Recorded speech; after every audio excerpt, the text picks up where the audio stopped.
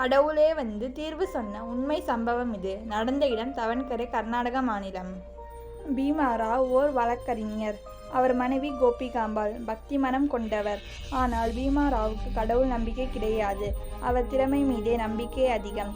என்னதான் நன்றாக வாதாடினாலும் வழக்குகளில் தோற்று போவார். அதனால் வருமானமும் சரியாக கிடைக்காது.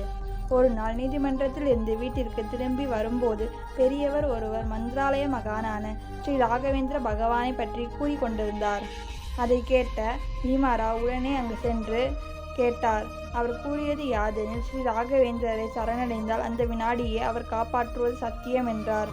அதை கேட்ட பீமாராவ் உடனே வீட்டிற்கு வந்து தன் மனைவியிடம் மந்திராலயம் செல்வோம் என்று கூறினார். அதை கேட்ட அவர் மனைவி அதிர்ச்சி அடைந்தாள். ஏனெனில் அவர்களுக்கு திருமணமான தினம் முதல் ஒரு முறை கூட அவரது கணவர் தெய்வ சிந்தனை பற்றி பேசியது இல்லை. உடனே இருவரும் மந்திராலயம் சென்று 12 தினங்கள் அங்கு தங்கி நதியில் நீராடி இறைவனை பூஜித்து வந்தனர். அதன் பிறகு பீமாராவ் வீடு திரும்பினார். சில நாட்கள் சென்றன. அவர் வழக்குகள் ஏதும் பெறவில்லை. வருமானமும் கிட்டவில்லை. அதனால் கோபம் கொண்ட அவர் ஸ்ரீ ராகவேந்திரரை பற்றி ஓர் புகார் எழுதி அதை திருப்பதி சந்நிதி உண்டியலில் போட்டுவிட்டார். ஒரு நாள் இரவு பீமாராவ் கனவில் ஓர் நீதிமன்றம். அதில் நீதிபதியாக திருமால் கம்பீரமாக அமர்ந்திருந்தார். குற்றவாளி கூண்டில் ஸ்ரீ ராகவேந்திர சுவாமிகள் இருந்தார்.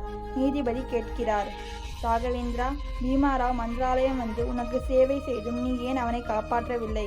அதற்கு ஸ்ரீ ராகவேந்திர பெருமான் திருமாலை நோக்கி, எம்பெருமானே, பீமாராவ் 12 தினங்கள் சேவை செய்தது உண்மைதான். ஆயினும் அந்த 12 தினங்கள் ஒரு தினம் கூட அல்லது ஒரு வினாடி கூட அவர் என்னை பற்றியோ அல்லது தங்களை பற்றியோ சிந்திக்கவில்லை.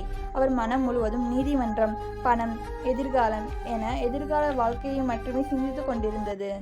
பக்தி இல்லாது பணி செய்தால் அவருக்கு பலன் கிடைக்காது என்பதை கூறியவர் தாமல்லவா என்று ராகவேந்திரர் கூறினார்.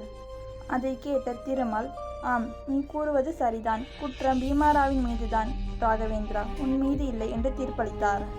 உறக்கத்தில் இருந்து விழித்து கொண்ட பீமாராவுக்கு உடம்பெல்லாம் வியர்த்து கொட்டியது. தான் செய்த தவறை எண்ணி உண்மையாக மனம் வருந்தினார்.